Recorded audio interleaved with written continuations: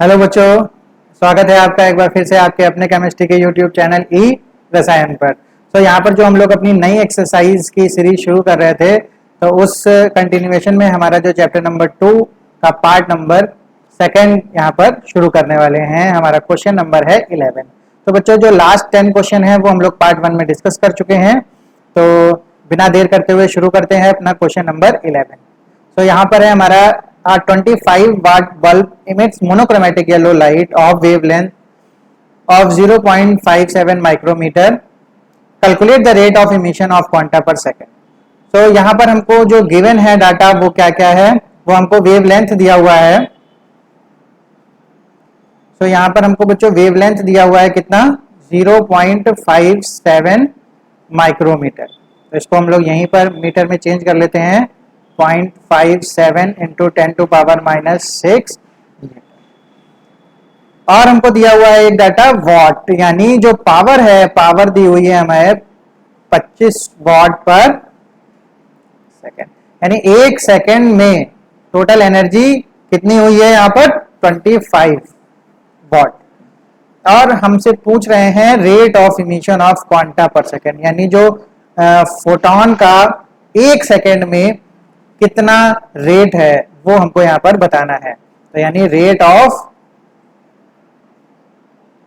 बोल सकते हैं, या फिर हम लोग बोल सकते हैं नंबर ऑफ क्वांटा पर सेकेंड।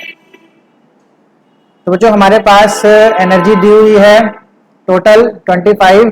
तो हम लोग एक फोटोन से निकली हुई एनर्जी सबसे पहले फाइंड कर लेते हैं। हमारे पास फॉर्मूला होता है E equal to H nu, और वेवलेंथ के टर्म में हम लोग इसको चेंज कर सकते हैं H C upon lambda, because nu is equal to C upon lambda. तो यहाँ पर हम लोग सॉल्व करेंगे।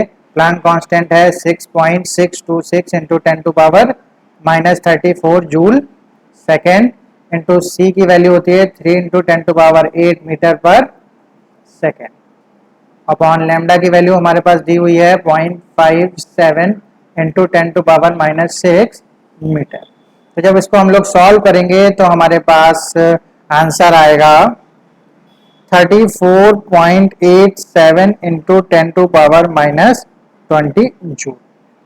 तो ये जो बच्चों हमारी एनर्जी है, ये जो हमारी एनर्जी आई है, ये हमारी एक फोटोन की एनर्जी है। और यहाँ पर जो हमारी एनर्जी दी हुई है ये हमारी टोटल एनर्जी है।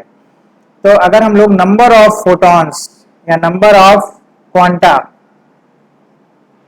निकालना चाहें तो हमको टोटल एनर्जी यानी 25, इसको हम लोग जूल पर सेकेंड भी बोल सकते हैं, वॉट को हम लोग जूल पर सेकेंड भी बोल सकते हैं, या फिर इसको हम लोग क्या बोल सकते हैं बच्चों, वॉट। तो 25 जूल पर सेकेंड हमारे पास यहाँ पर टोटल एनर्जी है, और हमारे पास एक फोटोन द्वारा जो एनर्जी आती है वो है हमारे पास कितने जूल।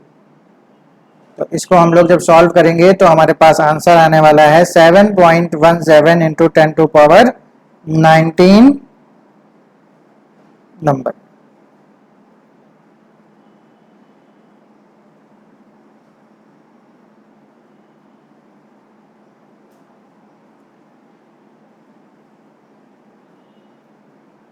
तो यहाँ पर इतने नंबर ऑफ फोटॉन्स हमको बच्चों मिलेंगे, या नंबर ऑफ क्वांटा मिलेंगे पर सेकेंड। इतने नंबर ऑफ क्वांटा मिलेंगे हमको पर सेकेंड। चलते हैं बच्चों अपने नेक्स्ट क्वेश्चन की तरफ। Electrons are emitted with zero velocity from a metal surface when it is exposed to radiation of wavelength 6800 angstrom. Calculate threshold frequency and work function of the metal. तो यहाँ पर हमको दिया हुआ है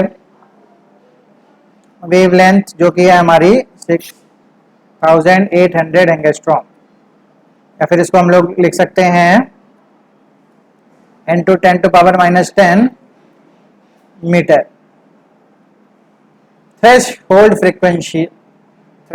फ्रीक्वेंसी यानी ये, और वर्क फंक्शन मतलब इसको हम लोग लिख सकते हैं एच न्यू नॉट।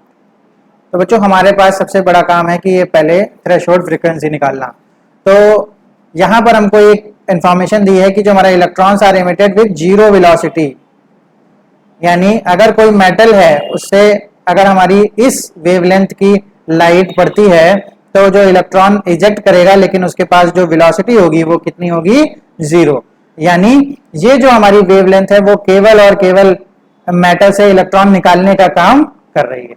तो केवल इलेक्ट्रॉन अगर जंप कराना है तो हमको केवल कितनी फ्रीक्वेंसी देनी पड़ेगी या कितनी वेवलेंथ देनी पड़ेगी, थ्रेशोल्ड वेवलेंथ। तो बच्चों यहाँ पर ये लैम्डा नॉट, इसको हम लोग डिनोट करेंगे, यानी इसको हम लोग बोलेंगे थ्रेशोल्ड वेवलेंथ। तो हमारी जो फ्रीक्वेंसी निकालनी है तो इसका सीधा सीधा जो फॉर्मूला हो जाएगा C अपॉन थ्रेशोल्ड वेवलेंथ। तो C की वैल्यू हमको पता होती है 3 × 10⁸ मीटर पर सेकेंड, और यहाँ पर लैम्डा नॉट की वैल्यू हमारे पास है 6 × 10⁻⁻10। तो यहाँ पर जो वैल्यू आएगी वो होगी 4.41 × 10⁻14 सेकेंड इनवर्स। ये हमारी फ्रीक्वेंसी है, और हमको थ्रेशोल्ड वर्क फंक्शन निकालना है। तो वर्क फंक्शन निकालने के लिए फॉर्मूला होता है एच न्यू नॉट। तो हम लोगों को इस वैल्यू से, यानी जो न्यू नॉट की वैल्यू है, इसे मल्टीप्लाई करना पड़ेगा एच का, और एच हमारा होता है प्लैंक कांस्टेंट, जो कि बच्चों आप सब लोग जानते होंगे जूल सेकेंड। तो इसकी जब हम लोग मल्टीप्लाई करेंगे तो हमारा आंसर आने वाला है जूल। तो यहाँ पर हमको यही ध्यान रखना है कि जो हमारे वेवलेंथ है वो नॉर्मल वेवलेंथ ना होकर कौन सी है, थ्रेशोल्ड वेवलेंथ, क्योंकि केवल और केवल ये हमको इलेक्ट्रॉन इजेक्ट करने की एनर्जी देती है यहाँ पर। क्योंकि अगर बच्चों यहाँ पर इलेक्ट्रॉन के पास थोड़ी वेलोसिटी भी होती तो इसकी वेवलेंथ को हम लोग थ्रेशोल्ड वेवलेंथ नहीं यहाँ पर बोलते।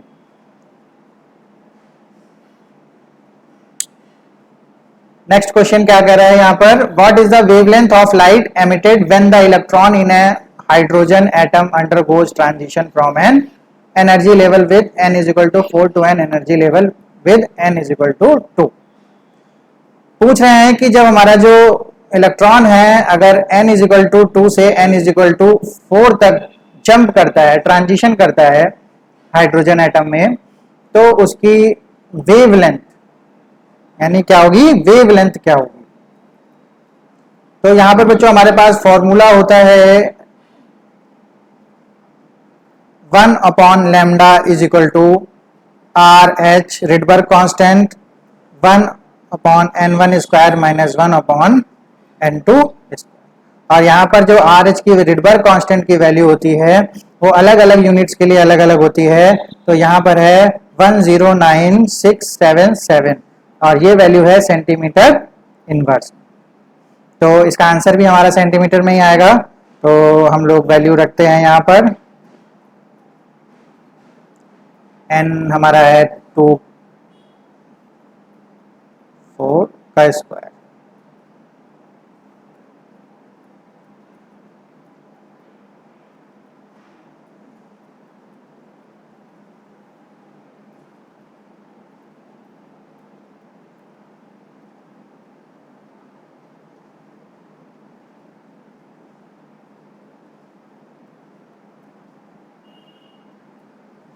तो बच्चों हमारे पास आंसर आ जाएगा 20564.4 सेंटीमीटर इनवर्स, और ये हमारी वैल्यू है 1 अपॉन लैम्डा की। तो लैम्डा की वैल्यू आ जाएगी हमारे पास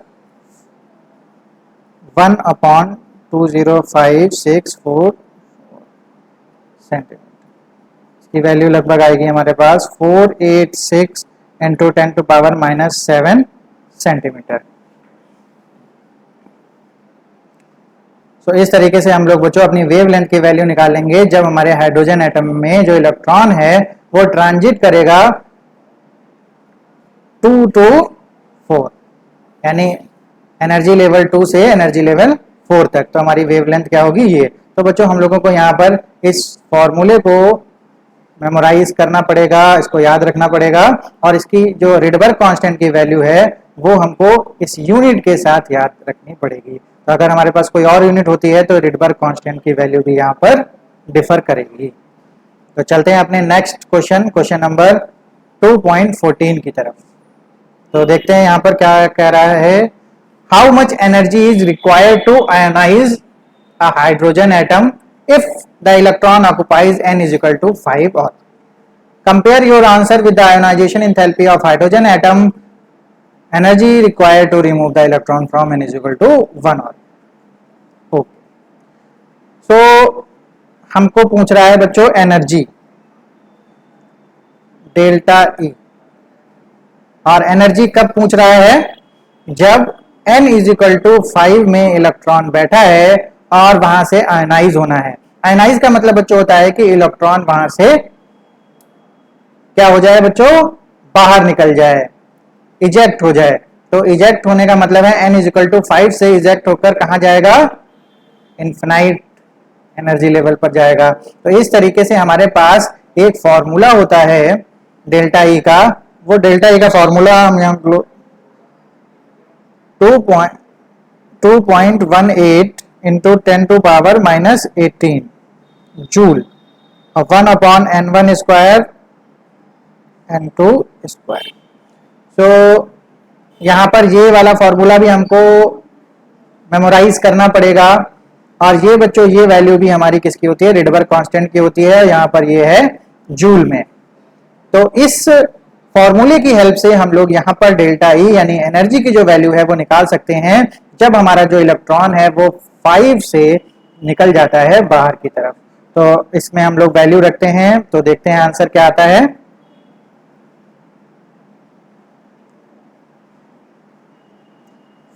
5 5 जा 25 और ये 1/infinity हो जाएगा 0।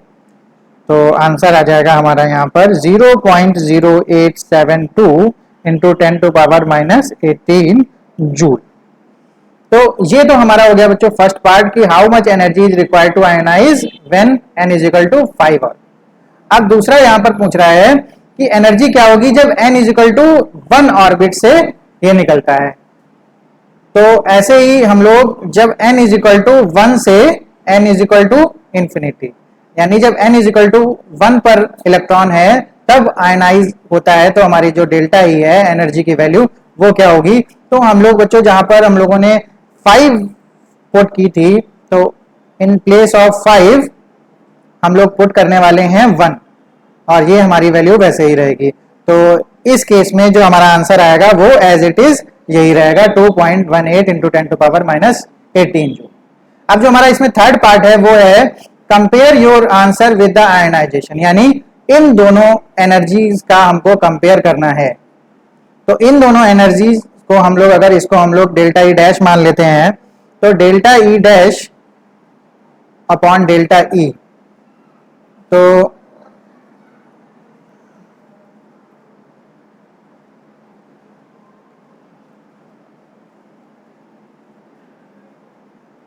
इन दोनों को जब हम लोग कंपैरिजन करेंगे तो हमारा जो आंसर आएगा वो आएगा 25।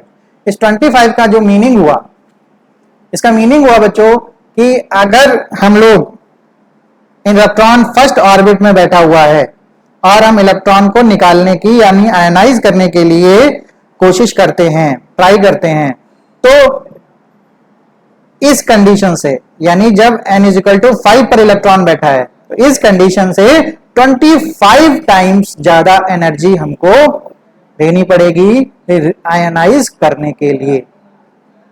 ठीक है, तो इसका मीनिंग हमारा यही हो जाता है कि हमारा जो n इज इक्वल टू 1 पर हमारा ज्यादा एनर्जी खर्च होगी, किससे, जब हमारा n इज इक्वल टू 5 पर इलेक्ट्रॉन होगा। तो आई होप बच्चों ये आप आंसर समझ गए होंगे। तो अब चलते हैं अपने नेक्स्ट क्वेश्चन की तरफ, जो कि है हमारा क्वेश्चन नंबर 15। यहां पर क्वेश्चन नंबर 15 क्या बोल रहा है, what is the maximum number of emission lines when the excited electrons of a hydrogen atom in n is equal to 6 drops to the ground. Maximum number of emission lines का बच्चों directly एक formula होता है जिसको हम लोग यहां पर डिस्कस करेंगे, जो कि होता है हमारा n-1 अपॉन तो n यहाँ पर क्या है, n जो हमारा है कि जो हमारी ग्राउंड स्टेट यानी 1 से लेकर n इज इक्वल टू 6 तक, यानी जो n2 है, तो यहाँ n2 की वैल्यू हमको रखनी है 6 माइनस 1 अपॉन 2, तो आंसर आ जाएगा 6 इंटू 5। तो एमिशन लाइंस कितनी आती है maximum, maximum number of emission lines will be 15, तो आंसर है हमारा यहाँ पर 15। तो बच्चों हमें फॉर्मूला याद रखना है मैक्सिमम लाइंस ऑफ इमिशंस के लिए, n माइनस 1 अपॉन 2।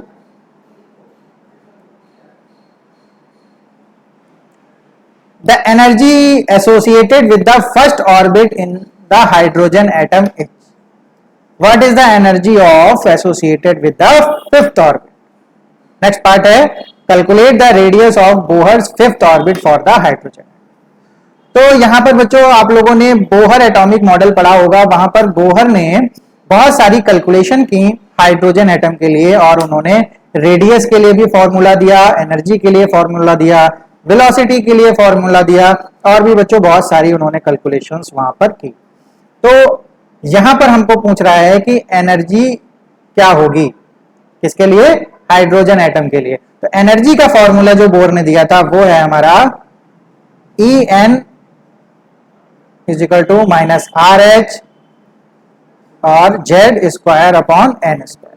ये इससे हम लोग किसी भी इलेक्ट्रॉन के लिए या ऑर्बिट के लिए एनर्जी हम लोग फाइंड कर सकते हैं।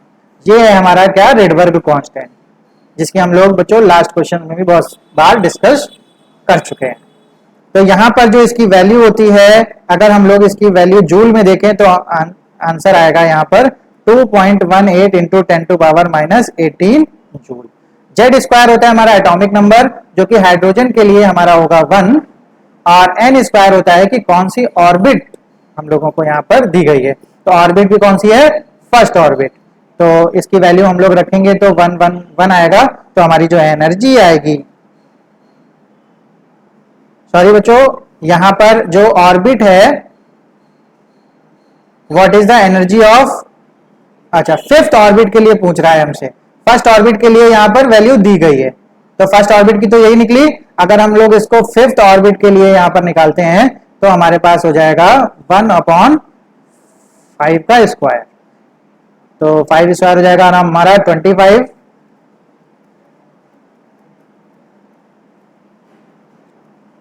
तो आंसर निकल के आता है minus 0.0872 into 10 to power minus 18 joule. तो ये आंसर आ जाएगा हमारा फिफ्थ ऑर्बिट की एनर्जी का। अब सेकंड पार्ट हमसे पूछ रहा है calculate the radius of Bohr's fifth orbit. तो बच्चों ये हमारा जो फॉर्मूला था बोहर ने दिया था एनर्जी के लिए, और रेडियस के लिए भी एक फॉर्मूला दिया था, वो था हमारा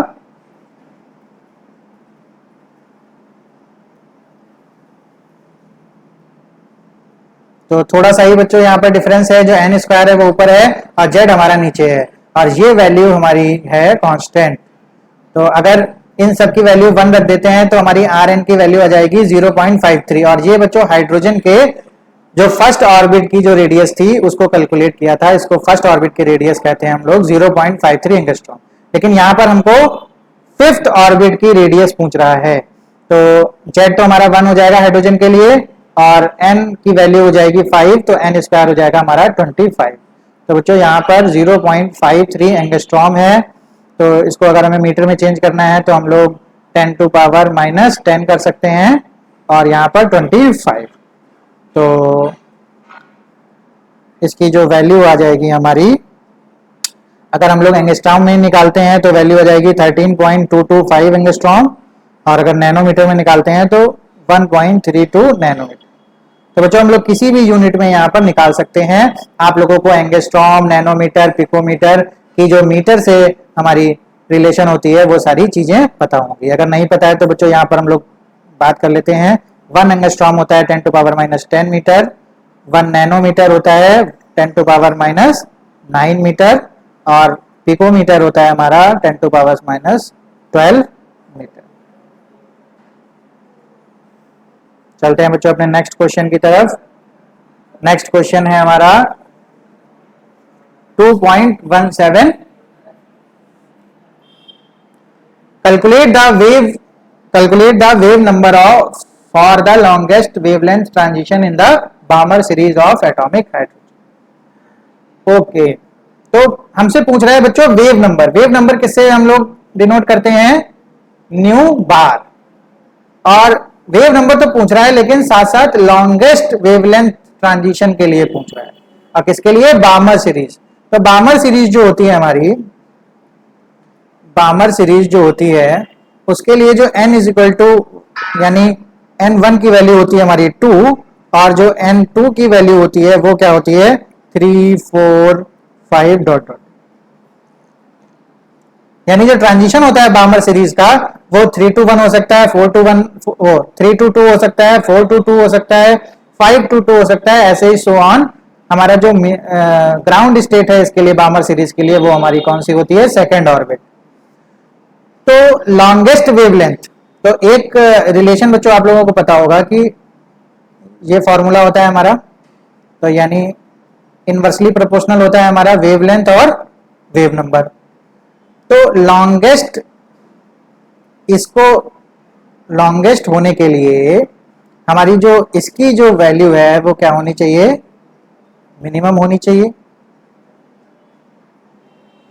और इस अगर ऐसा ही है तो मतलब अगर इसकी वैल्यू ज्यादा हमको चाहिए तो हमारी इसको मिनिमम होना चाहिए, और इसको ज्यादा चाहिए तो इसको मिनिमम होना चाहिए।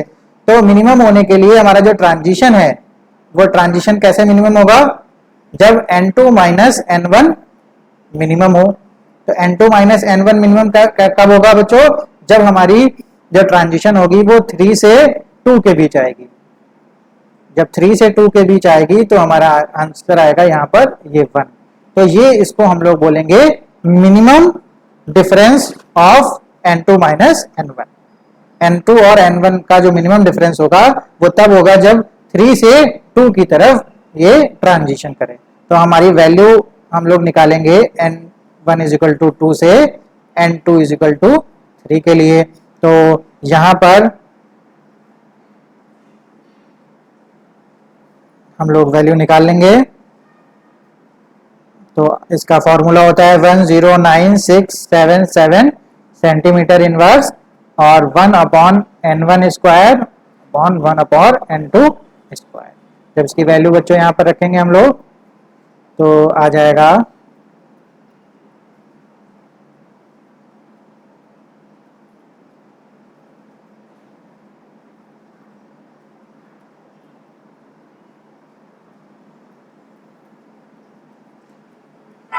तो इस तरीके से हमारा जो आंसर आ जाएगा वेव नंबर का, किसके लिए? लॉन्गेस्ट वेवलेंथ ट्रांजिशन के लिए। तो लॉन्गेस्ट वेवलेंथ ट्रांजिशन के लिए we should keep in mind that the difference between n1 and n2 should be minimum. तो बेटा ट्रांजिशन तो बहुत सारी होती हैं, 4 to 2 भी ले सकते थे लेकिन वहां पर हमारा डिफरेंस 2 आता, 5 to 2 ले सकते थे, वहां पर डिफरेंस 3 आता। तो मिनिमम डिफरेंस हमारा तभी आएगा जब हम लोग n2 3 लेंगे और n1 2 लेंगे। तो आई होप बच्चों ये क्लियर हो गया होगा कि हमको क्या ध्यान में रखना है, यहाँ पर कौन सी चीज ध्यान में रखनी है। तो नेक्स्ट क्वेश्चन है हमारा क्वेश्चन नंबर 2.18।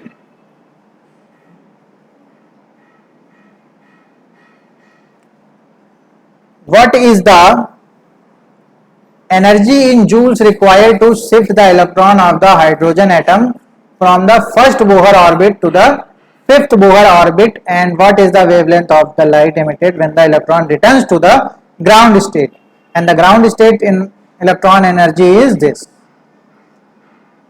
तो यहां पर हमको क्या पूछा है?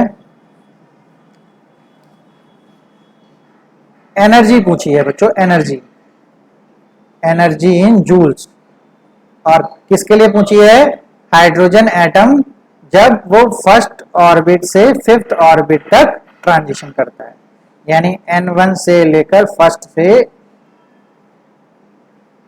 ठीक है। और एनर्जी का फॉर्मूला क्या होता है? 2.18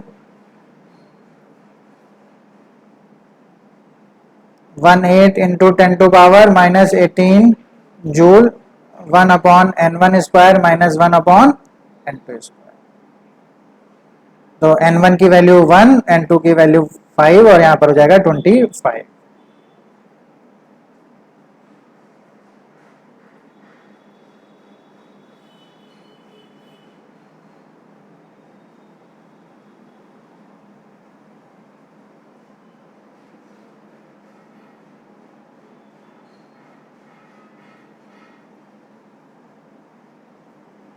तो बच्चों जब हम लोग n1 और n2 की वैल्यू रखेंगे यहाँ पर, जैसा कि क्वेश्चन में यहाँ पर गिवन है, तो उससे हमारी जो वैल्यू आएगी डेल्टा ई की यानी एनर्जी की, वो भी हमारी किस में आएगी? जूल में। आंसर है हमारा 2.09 इंटू 10⁻18 जूल। तो अब हमारा जो सेकंड पार्ट में पूछ रहा है कि what is the wavelength of the light emitted. अच्छा, तो इस एनर्जी के लिए हमारी वेवलेंथ कितनी होगी?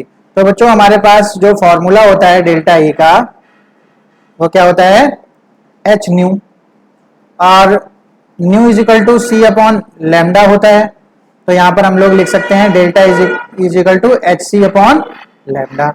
अब हमको डेल्टा ई पता है, एच की वैल्यू कांस्टेंट होती है, सी की वैल्यू कांस्टेंट होती है, और हमको यहां पर पूछ रहा है lambda.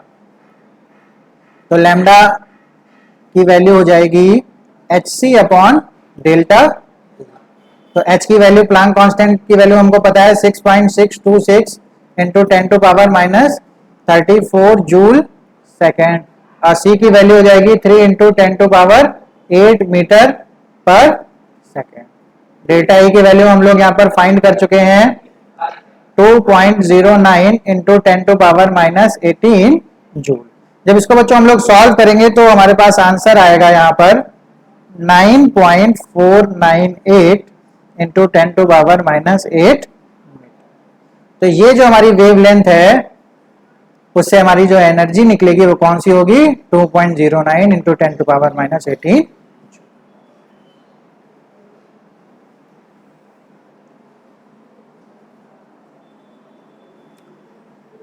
Question number 19, the electron energy in hydrogen atom is given by this. Calculate the energy required to remove an electron completely from the n is equal to 2 orbit. What is the longest wavelength of light in centimeter that can be used to cause this transition? So यहाँ पर हमारी energy का formula ही दिया हुआ है, En is equal to, अच्छा यहाँ पर दिया हुआ है बच्चा, वरना हम लोगों को ये जो वैल्यू है ये हमको क्या होनी चाहिए? याद होनी चाहिए, यानी जो फॉर्मूला है ये याद होना चाहिए। ये बोहर का जो ऑर्बिट की एनर्जी के लिए फॉर्मूला, तो इन्होंने दे दिया है, तो इस फॉर्मूले की हेल्प से हम लोग यहाँ पर कैलकुलेट कर सकते हैं। पूछा क्या है? Calculate the energy required. अच्छा, यानी डेल्टा ई पूछी है हमसे बच्चों। डेल्टा ई हमारा यहाँ पर पूछा गया है।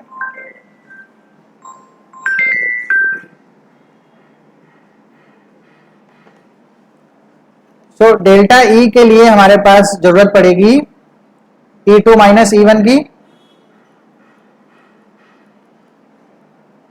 तो calculate the energy required to remove an electron from n is equal to 2 orbit. अच्छा, so n is equal to 2, यानी जो हमारा n1 है वो 2 है, और n2 क्या है हमारा? कंप्लीटली रिमूव कर दिया है, यानी कहां पहुंचा दिया है? इंफिनिटी में। तो एक बार हम इस n की वैल्यू 2 रखेंगे, एक बार n की वैल्यू क्या रखेंगे? इंफिनिटी रखेंगे, अगर हमको इस फॉर्मूले से यहाँ पर फाइंड करना है। अदरवाइज हमारा डेल्टा ई का फॉर्मूला भी होता है, लेकिन हम लोग इसी से फाइंड कर लेते हैं।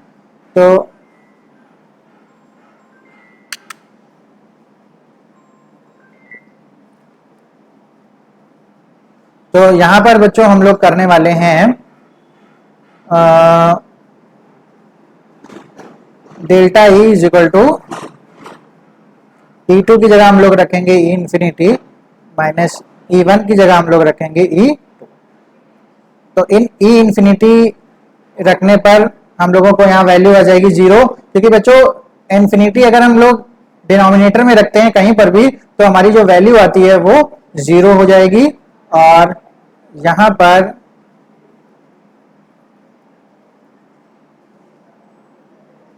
हमारी जो n की वैल्यू है वो हो जाएगी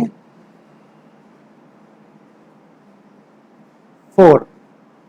तो इससे हम लोग जब तो यहां पर जब हम लोग इसका आंसर निकालने वाले हैं तो आंसर आ जाएगा 5.45 इंटू 10⁻⁻19 जूल। तो ये हमारी क्या आ गई,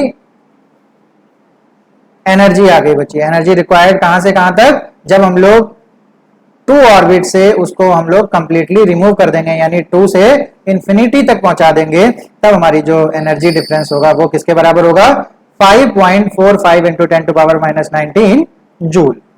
अब यहां पर जो हमारा सेकंड पार्ट है वो पूछ रहा है what is the longest wavelength of light in centimetre that can be used to cause this transition. यानी जो ये ट्रांजिशन हो रहा है फ्रॉम इंफिनिटी टू या फ्रॉम 2 टू इंफिनिटी, तो इसके लिए हमारी क्या वैल्यू क्या होगी, वेवलेंथ की वैल्यू क्या होगी। तो वही हम लोगों ने लास्ट में भी डिस्कस किया कि हमारा जो डेल्टा ई होता है वो होता है हमारा एच न्यू या फिर एच सी अपॉन लैम्डा। तो लैम्डा हो जाएगा हमारा H C upon delta E. तो फिर से हम लोग इसकी वैल्यू रख देंगे joule second, 3 into 10⁸ metre second inverse, और डेल्टा ई की एनर्जी आ जाएगी 5.45 इंटू 10⁻⁻19 जूल। तो इसको जब हम लोग सॉल्व करेंगे तो हमारा आंसर यहाँ पर आएगा 3.647 इंटू 10⁻⁻7 मीटर। तो ये हमारी हो जाती है wave length.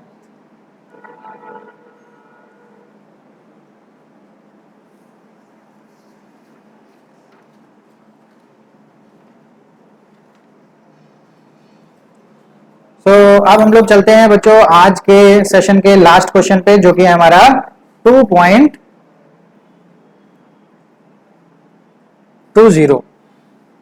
Calculate the wavelength of an electron moving with the velocity of this metre per second.